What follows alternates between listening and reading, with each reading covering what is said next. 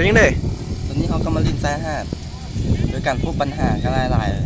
ปัญหานั่นก็คือเลือดหลายคันที่ลงมาทหารก็คายังเซียนฮะยังเซียนเส้นข้างหลังเลยข้างหลังโอ้เดี๋ยวคันสีขาวโอ้ได้รถมาแก้ว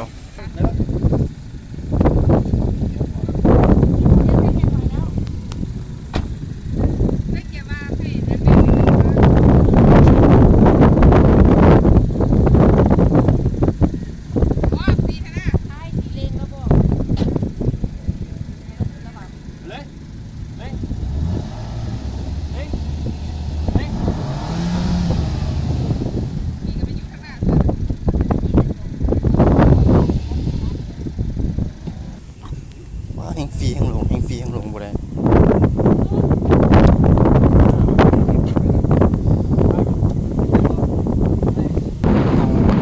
ซอยอย่างไรเพราะว่ามันมีรถมาดึงรถแล้วซอยอย่างไรอยู่กับอยู่แล้วล่ะเขาบอกว่าเห็นอย่างไรเลยตัวนี้เลยมาแก้วแล้วก็คันอยู่ข้างหลังอีกคันนึงเก่งนะเก่งค่ะด้านเขาก็ขอสำหรับที่จะลงมาเนาะต้องใช้ความระมัดระวังถ้าเป็นไปได้ก็ไม่อยากให้เลือดลงมาเนาะถ้าเอาว่าลงมาแล้วต้องความระมัดระวังหลายเดี๋ยวจะขาดคือดังที่เห็นตอนนี้ก็เอารถขึ้นได้แล้วเนาะแต่ว่าก็มีเอารถขึ้นได้แล้วเหลือแต่คันนี้เนาะเหลือแต่คันเดียวเหลือแต่คันเดียว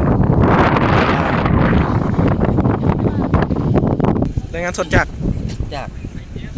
นะชิวนานิวนาซิวๆให้ทำโดยบ๊อบซ่าโอเคจบมื้อนี้ก็จบเพียงแต่เท่านี้